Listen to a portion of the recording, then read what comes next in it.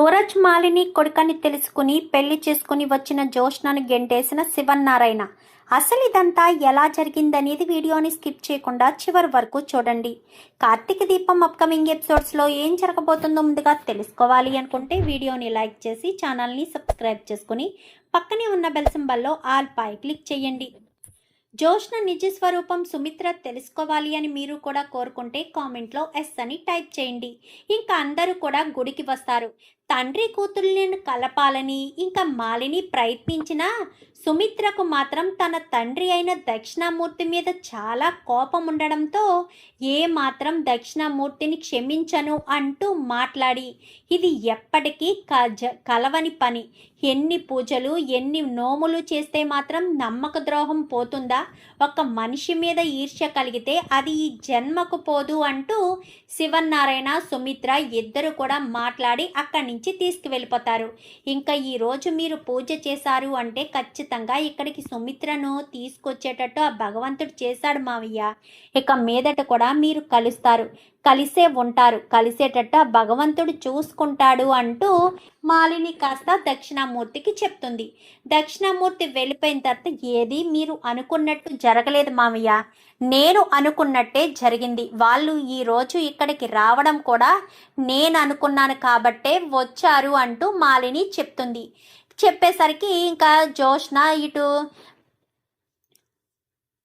సూరజ్ ఇద్దరు కూడా బండి మీద వెళ్తూ వెటకారంగా, అంటే సూరజ్ ఎప్పుడు కూడా జోష్నని ఏడిపిస్తూ ఉంటాడు కదా, మనం పెళ్లి చేసుకుందాము అది ఇది అంటూ మాట్లాడేసరికి నేను నిన్ను పెళ్లి చేసుకోవడమా, అది ఎప్పటికీ జరగని పని అనగానే జరుగుతుంది బంగారం, ఖచ్చితంగా జరుగుతుంది, నిన్నే నేను పెళ్లి చేసుకుంటాను అని చెప్పి ఇంకా జోష్న మీద ఛాలెంజ్ చేస్తాడు. ఇంకా ఎందుకో అనుమానం కలుగుతుంది జోష్నకు. అసలు సూరజ్ ఎవరు? సూరజ్ గురించి నేను వివరాలు తెలుసుకోవాలి, సూరజ్ ఏంటో నేను తెలుసుకోవాలి, వాడు నన్ను ఎందుకంతలా టార్గెట్ చేస్తున్నాడు, నన్ను పెళ్లి చేసుకుంటాను అని అంత ఖచ్చితంగా ఎలా చెప్పగలుగుతున్నాడు అని చెప్పి ఇంకా జోష్న అనుమానపడుతుంది. ఒకరోజు జోష్న సూరజ్ బయటికి వెళ్తూ ఉంటే తనని ఫాలో అవుతుంది. ఫాలో అయ్యేసరికి తను ఎక్కడికి వెళ్తున్నాడో ఏంటో తెలుసుకోవాలని ఫాలో అవుతూ వెళ్ళడంతో సూరజ్ను ఫాలో అవుతూ ఉండడం చూసి సూరజ్ దారి మళ్లించేసేసరికి వీడు నన్ను చూసేశాడు, చూడకుండా ప్లాన్ చేయాలి, ఖచ్చితంగా వీడికి నేను దొరకకుండానే వీడు ఎక్కడికి వెళ్తున్నాడో ఎవరిని కలుస్తున్నాడో తెలుసుకోవాలి అన్న ఉద్దేశంతో ఇంకా జోష్న కాస్త అనుకుంటుంది. ఇంకా కార్తీక్ ఏంటి జోష్న ఈ మధ్య సూరజ్తో ఎక్కువగా ఉంటున్నట్టున్నావు అనగానే నేనెందుకుంటాను, వాడంటేనే నాకు అసహ్యం అనగానే అవునా, సూరజ్ మీద నీకు ఎలాంటి ఫీలింగ్ లేకపోతే తను ఎక్కడికో వెళ్తుంటే నువ్వు ఎందుకు ఫాలో అవుతున్నావు అని చెప్పి అడిగేసరికి నేను తనని ఫాలో అవుతున్న విషయం నీకెలా తెలుసు బావా అనేసరికి నాకు సూరజ్ చెప్పాడులే, నన్ను జోష్న ఇష్టపడుతుంది బ్రదర్, అందుకే నేను ఎక్కడికి వెళ్తున్నానో ఏంటి అన్నీ తెలుసుకోవాలని అనుకుంటుంది అంటూ చెప్పాడు అని చెప్పానగానే ఏంటి నిజంగానే సూరజ్ని ఇష్టపడుతున్నావా? తనకొచ్చిన అనుమానం నాకు కలుగుతుంది, ఇష్టపడుతుంటే చెప్పు, మీ తాతతో నేను మాట్లాడతాను అని చెప్పాను. కానీ ఏంటి మాట్లాడేది, నేనెందుకు సూరజ్ని ఇష్టపడతాను, నాకు సూరజ్ అవసరం లేదు, సూరజ్తో నేను మాట్లాడవలసిన పని కూడా లేదు, వాడంటేనే నాకు అసహ్యం, అలాంటిది వాడి కోసం వాడిని ఫాలో అవుతూ నేనెందుకు వెళ్ళను అని చెప్పి ఇంకా మాట్లాడేసరికి నువ్వు ఏదో అనుకుంటున్నావు మరదలా, నాకు అది అర్థమవుతుంది, చూద్దాం ఎంతవరకు వెళ్తుందో, సూరజే నీకు తగిన భర్త అని నా మనసు కనిపిస్తుంది, భగవంతుడు కూడా రాసి పెట్టున్నాడు, కానీ ఇంతకీ సూరజ్ ఎవడి సూరజు అని చెప్పి ఇంకా కార్తీక్ కూడా ఎంక్వైరీ చేద్దామా అంటే వాడి ఫోటో ఒకటి తీసి నెట్లో సెర్చ్ చేస్తాడు. నెట్లో సెర్చ్ చేసేసరికి వాడిది ఫేస్బుక్ ఐడి వస్తుంది. ఫేస్బుక్ ఐడి రావడంతో అందులో రీసెంట్ ఫొటోస్ అన్నీనేమో నార్మల్గా వీడివే సింగిల్గా కనిపిస్తాయి, కానీ ఓల్డ్ ఫొటోస్లో మాత్రం మాలిని దక్షిణామూర్తి కనిపించేసరికి, అంటే ఎప్పుడో స్టార్టింగ్లో పెట్టిన పోస్టులు, ఎవరైనా రీసెంట్ పోస్టులు చూస్తారు కానీ స్టార్టింగ్లో పెట్టిన పోస్టులు చూడరు కదా. సో ఆ పోస్టులు చూసేసరికి ఒక్కసారిగా షాక్ అవుతాడు కార్తీక్. అంటే నాకు వచ్చిన అనుమానం నిజమేనన్నమాట. వాళ్ళకి సంబంధించిన వ్యక్తి కాదు, వాళ్ళ మనవడే అయ్యుంటుంది. అసలు ఈ మాలిని గారికి పిల్లలు ఉన్నారా లేదా అని ఎంక్వైరీ చేస్తే తెలుస్తుంది కదా అని, ఇంకా మాలిని గురించి ఎంక్వైరీ చేస్తే ఒక కొడుకు ఉన్నాడని, తను ఫారెన్లో బిజినెస్ చదివాడని, ఇంకా హోటల్ మేనేజ్మెంట్ చదివాడు అన్న విషయం అయితే తెలుసుకుంటారు.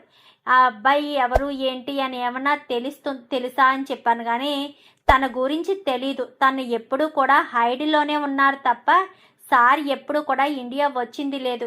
వీళ్ళు మాత్రమే అప్పుడప్పుడు వెళ్తుండేవారు. కానీ ఈ మధ్యన సార్ అక్కడ లేరు, ఇండియాలోనే వరల్డ్ టూర్లో ఎక్కడో ఉన్నారు అని తెలిసింది. అయితే మరి ఎక్కడున్నారో ఏంటో తెలియదు అంటూ మాట్లాడేసరికి అయితే వాడు వీడే అయ్యుంటాడు అని చెప్పి ఇంకా కార్తీక్ ఒక టెస్ట్ పెడతాడు.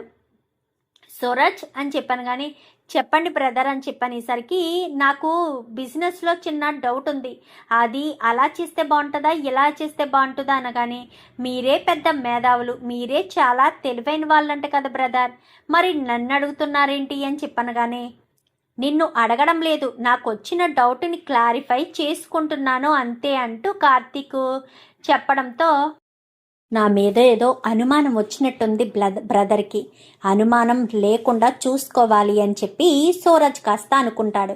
జోష్న సూరజ్ మీద బాగా ఆలోచిస్తుంది.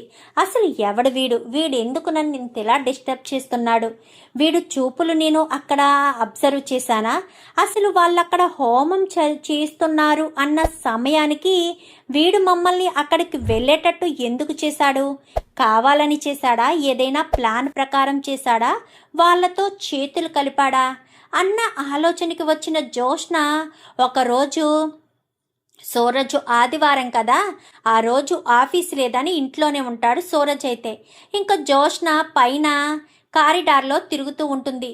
సూరజ్ బయటికి వచ్చి ఎవరూ లేరు అని అంతా చూసుకుని గబగబా బయటికి వెళ్ళి స్కూటీ వాడుకుంటున్నాడు కదా, స్కూటీ వేసుకుని వెళ్ళిపోతారు. అప్పటికి జోష్న స్కూటీకి జీపీఎస్ ట్రాకర్ పెట్టిస్తుంది. ఎందుకంటే వీడు ఎక్కడెక్కడికి వెళ్తున్నాడని తెలియడం కోసం తను ఒకటి ఆన్లైన్లో పర్చేస్ చేసి అది కాస్త పెట్టేసరికి సూరజ్ది జీపీఎస్ ట్రాకర్ ఉంటుంది కదా, అది ట్రాక్ అయ్యి సిగ్నల్ వచ్చేసరికి ఏంటిది అని చూసుకునేసరికి సూరజ్ బయటికి వెళ్ళడం చూసేసరికి ఎక్కడికి వెళ్తున్నాడో తెలుసుకోవాలని వెంటనే అది తన ల్యాప్టాప్కి కనెక్ట్ చేసుకుని ఎక్కడెక్కడికి వెళ్తున్నాడు, ఏ ఏరియాలోంచి వెళ్తున్నాడు అని అన్నీ అబ్జర్వ్ చేయడం మొదలుపెడుతుంది.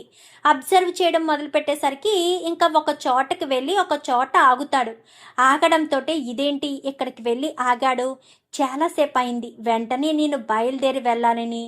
జోష్న కారులో వెళ్తే గుర్తుపట్టేస్తారు కదా, సో జోష్న నార్మల్గా బయటికి వచ్చి అంటే తన ఫేస్ కనిపించకుండా స్కార్ఫ్ లాంటిది కట్టుకుని ఆటో ఎక్కి, అంటే నార్మల్ డ్రెస్, తను వేసుకునే డ్రెస్సులు అంటే అన్నీ తెలుసు కదా, పాతది ఓల్డ్ డ్రెస్ ఒకటి ఉంటే ఆ డ్రెస్ వేసుకుని ఇంటి బ్యాక్ సైడ్ నుంచి ఆటోలో బయలుదేరి వెళ్తుంది. వెళ్ళేసరికి సూరజు ఒక చోట ఆగి మాలినితో మాట్లాడుతూ ఉంటాడు.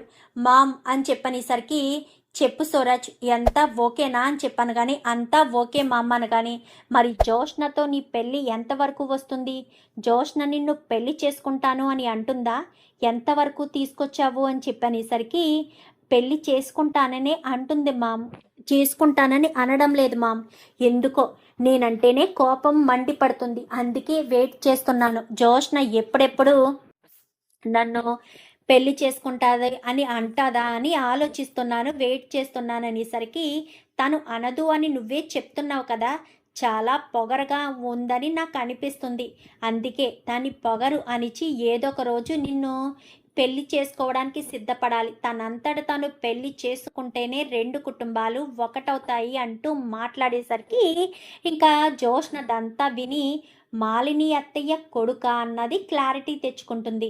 ఇంకా ఇంటికి వచ్చేస్తుంది జోష్నైతే.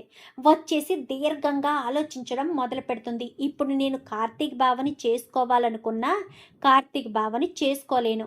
రేపన్న రోజున ఖచ్చితంగా కార్తీక్ బావ నేను ఇంటి వారసురాల్ని కాదు అన్న విషయం బయట పెట్టేస్తారు. ఈలోపే నేను పెళ్లి చేసుకుని ఇంటి నుంచి బయటికి దాటితే అప్పుడు ఎలాంటి ఇబ్బంది ఉండదు కదా.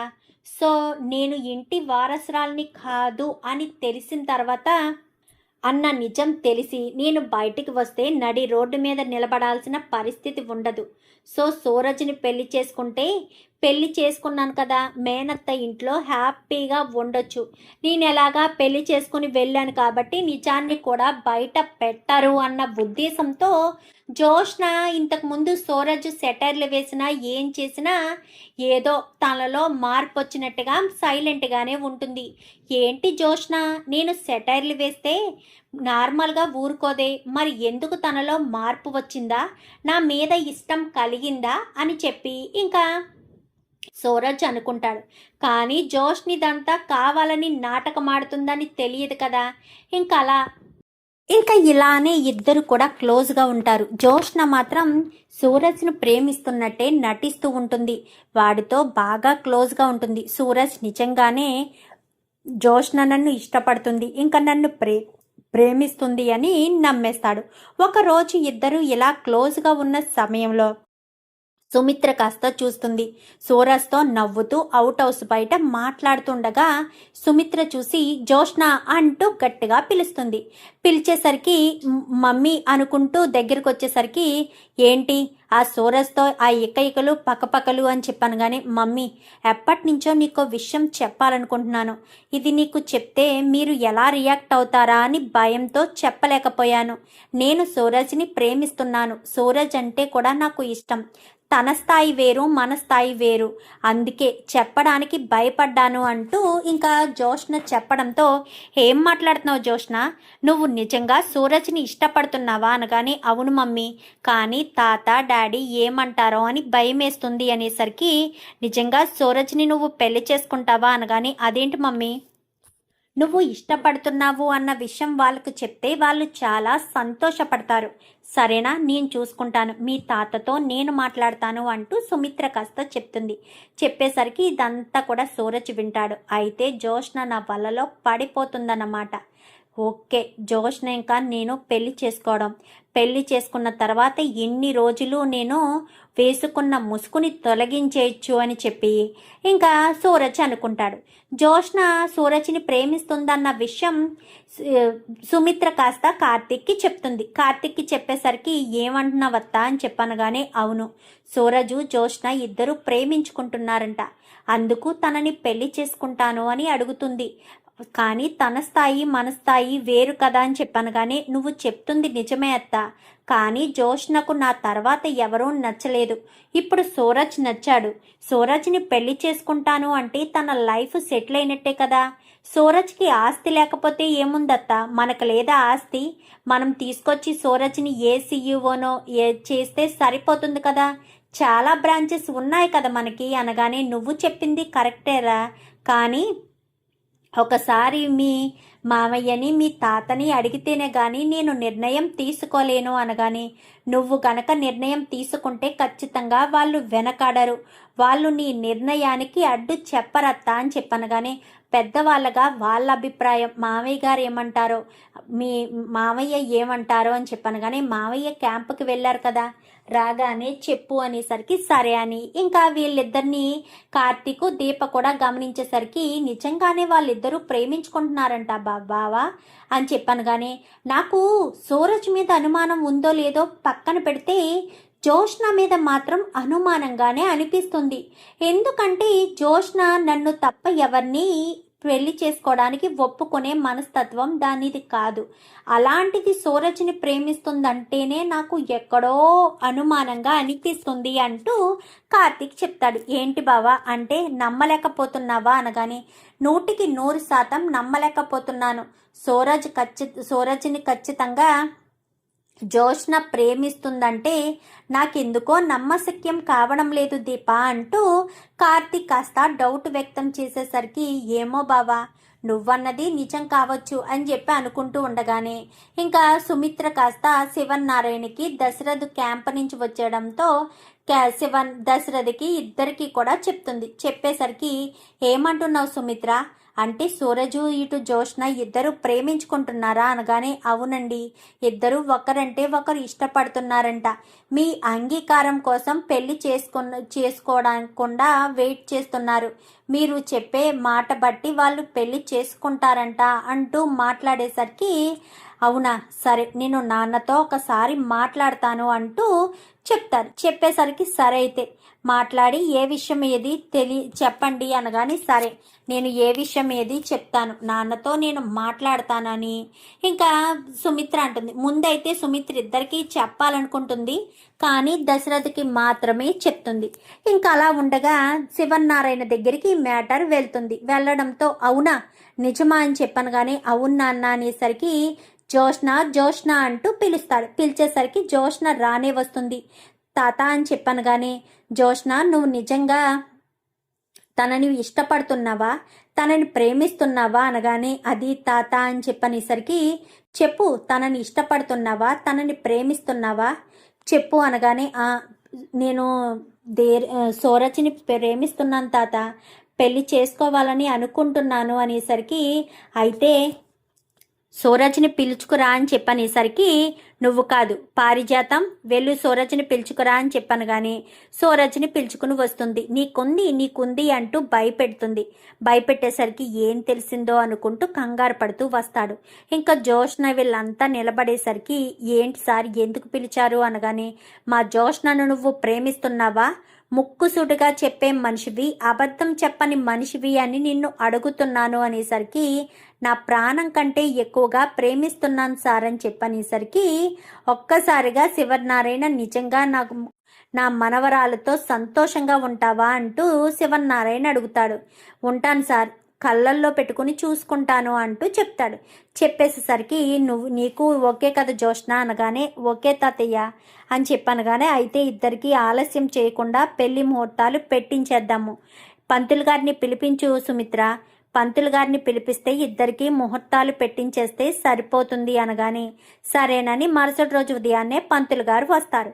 పంతులు గారు రావడంతో నమస్కారం శివనారాయణ గారు మీ ఇంట్లో పెళ్లి బాజా మోగబోతుందనుకుంటా అని చెప్పాను కానీ ఆ విషయం మీకెలా తెలుసు ఏంటో నాకు అలా చిన్న చిన్న విషయాలు తెలుస్తూ ఉంటాయి అని చెప్పనేసరికి సరే ఇంతకీ పెళ్లి కూతురు పెళ్లి కొడుకు ఎక్కడా అనగానే ఇంకో వీళ్ళిద్దరే అని చెప్పనేసరికి ఈడు చోడు సూపర్గా ఉంది బాబు నీ పేరేంటి చెప్పు బాబు అనగానే పేరు పుట్టిన నక్షత్రం అన్నీ చెప్తాడు. చెప్పిన తర్వాత ఇంక వీళ్ళ పేర్లు ఇవి చెప్పిన తర్వాత ఇద్దరు జాతకం బేషుగ్గా ఉంది. ఇంకా మీరు ఏ పంచాంగాలు తిరగేయవలసిన అవసరం లేదు. ఇద్దరు ఒకరి కోసం ఒకరు బ్రతుకుతారు. ఇద్దరు కలిసిమెలిసి ఉంటారు అంటూ పంతులు గారు చెప్పడంతో సరేనని ఇంకా వీళ్ళిద్దరి జాతకాలు బాగా కలిశాయి కాబట్టి ఇంకా ఆలస్యం చెయ్యకుండా పెళ్లి ముహూర్తాలు పెట్టేద్దామని ఇంకా పెళ్లి ముహూర్తాలు కూడా పెట్టేస్తారు.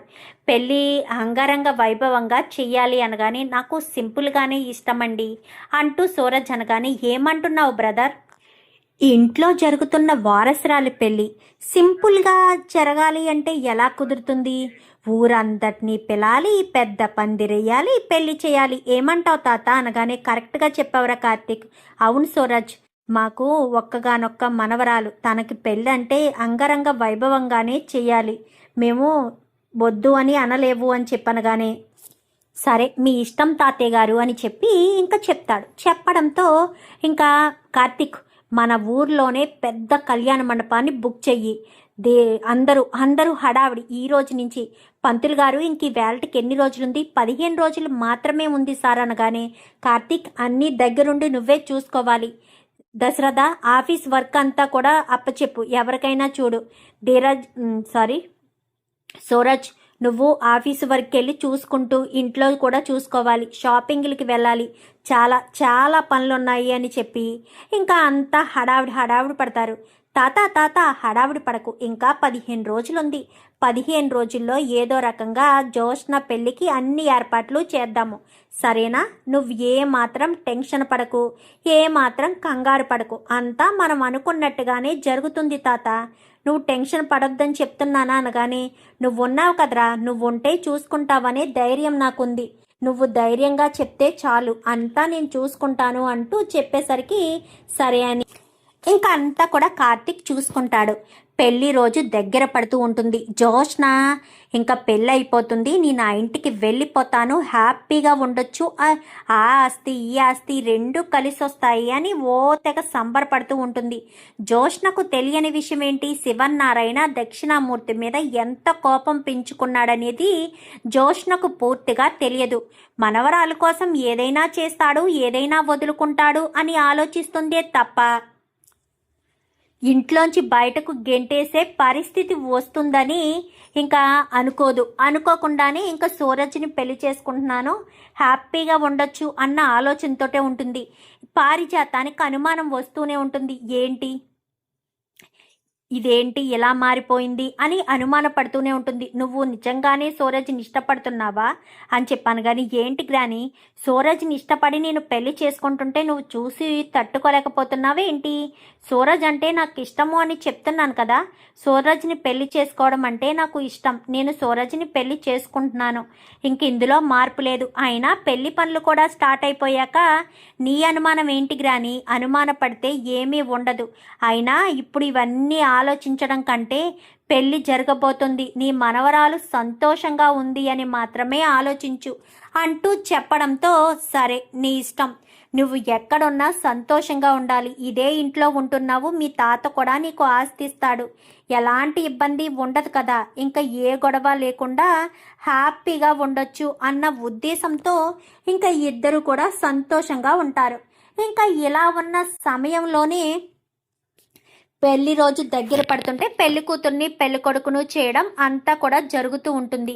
పెళ్లి రోజు వచ్చేస్తుంది. పెళ్లి పీటల మీద సూరజు ఇటు జోష్న ఇద్దరు కూర్చుంటారు. సూరజ్ జోష్న మెడలో తాళి కట్టేంత వరకు కూడా ఇటు మాలిని గాని దక్షిణామూర్తి గాని ఎంట్రీ ఇవ్వరు. ఇంకా జోష్న పెళ్ళైపోతుంది అని జోష్న మెడలో తాళి ఇలా కడతాడు అంతే, అప్పుడు వాళ్ళు ఎంట్రీ ఇస్తారు. సూరజ్ అని చెప్పనేసరికి మమ్మీ అని చెప్పాను కానీ ఒక్కసారిగా షాక్ అయిపోతాడు. ఇంకా శివన్నారాయణ అయితే, ఏంటి సూరజ్ మమ్మీ అంటున్నావేంటి? మాలిని మీ అమ్మ అని చెప్పాను కానీ అవును తాతయ్య గారు, ఆయన మా తాతయ్య అని చెప్పనగానే ఒక్కసారిగా షాక్ అవుతారు. ఇదేంటి, నువ్వు మరి ఎవరూ లేది అనాథవు అని చెప్పావు అనగానే, అలా చెప్తేనే కానీ మీరు చేర తీసుకోరు కదా, అందుకని జోష్నను పెళ్లి చేసుకోవడం కోసమే నేను అబద్ధం చెప్పాల్సిన పరిస్థితి వచ్చింది అంటూ చెప్పడంతో ఒక్కసారిగా షాక్ అయిపోతాడు. ఎందుకంటే జోష్నను పెళ్లి చేసుకొని పరిస్థితి వచ్చింది, పైగా శివన్నారాయణకు అబద్ధం చెప్పాడు, మోసం చేశాడు, ఇదంతా కూడా చూసిన కార్తీక్ షాక్ అయిపోతాడు. ఇన్ని రోజులు నాకు అసలు అనుమానమే రాలేదు, వీడు మాలిని పిన్ని కొడుక, ఇప్పుడు ఏంటిది పరిస్థితి ఏంటి, జోష్న పరిస్థితి ఏంటి అని ఆలోచించుకుంటూ ఉండగానే ఇంకా అక్కడి నుంచి జోష్నను వదిలేసి అందరూ కూడా ఇంటికి వచ్చేస్తారు. ఇంకా జోష్నను తీసుకుని సరాసరి ఇంటికి వచ్చేసరికి ఇంట్లో ఇలా అడుగు పెట్టబోతూ ఉండగా, నువ్వు ఎప్పుడైతే సూరజ్ని పెళ్లి చేసుకున్నావో ఆ రోజుతోనే నువ్వు ఈ ఇంటి బిడ్డ కాకుండా పోయావు. నాకు దక్షిణామూర్తికి చాలా పగుంది, ఆ పగతో నిన్ను కూడా వదిలేసుకుంటున్నాను, నువ్వు నాకు అవసరం లేదు, ఇంకా నువ్వు నాకు ఎప్పటికీ అవసరం లేదు అంటూ శివన్నారాయణ కాస్త జోష్నను బయటకు గెంటేసేసరికి అది కాదు తాత అని చెప్పే ప్రయత్నం చేస్తుంది. చెప్పే ప్రయత్నం చేయడంతో, నువ్వు అస్సలు నా దరిదాపుల్లో ఉండద్దు, నీకు నాకు ఎలాంటి సంబంధం లేదు, నువ్వెవరో నేనెవరో అంటూ మాట్లాడడంతో ఇంకా ఏం చెయ్యాలో అర్థం కాని పరిస్థితిలో ఇంకా జోష్న అధిక తాత అని బ్రతిమాలి చెప్పే ప్రయత్నం చేస్తూ ఉంటుంది. ఎంత చెప్పినా కానీ శివన్నారాయణ మాత్రం అస్సలు వినిపించుకోడు. సుమిత్ర, ఇంకా నీ కూతురు లేదనుకో, నీ కూతురు గురించి నువ్వు ఆలోచించొద్దు, నీ కూతుర్ని పూర్తిగా మర్చిపో అంటూ చెప్పడంతో మామయ్య గారు అని చెప్పాను కానీ చెప్తున్నాను కదా సుమిత్ర, నీకు నచ్చినట్టు చెప్పు అని చెప్పనేసరికి సరే అయితేని అని చెప్పి ఇంకా సుమిత్ర కూడా డోర్ క్లోజ్ చేసేస్తుంది. ఇంకా జోష్న పరిస్థితి ఏమవుతుంది? ఇలాగే జోష్నకు బుద్ధి రావాలని సోరజు తన ఇంటికి తీసుకెళ్లి జోష్నకు బుద్ధి చెప్పాలని మీరు కూడా కోరుకుంటే కామెంట్లో ఎస్ అని టైప్ చేయండి. Thank you for watching.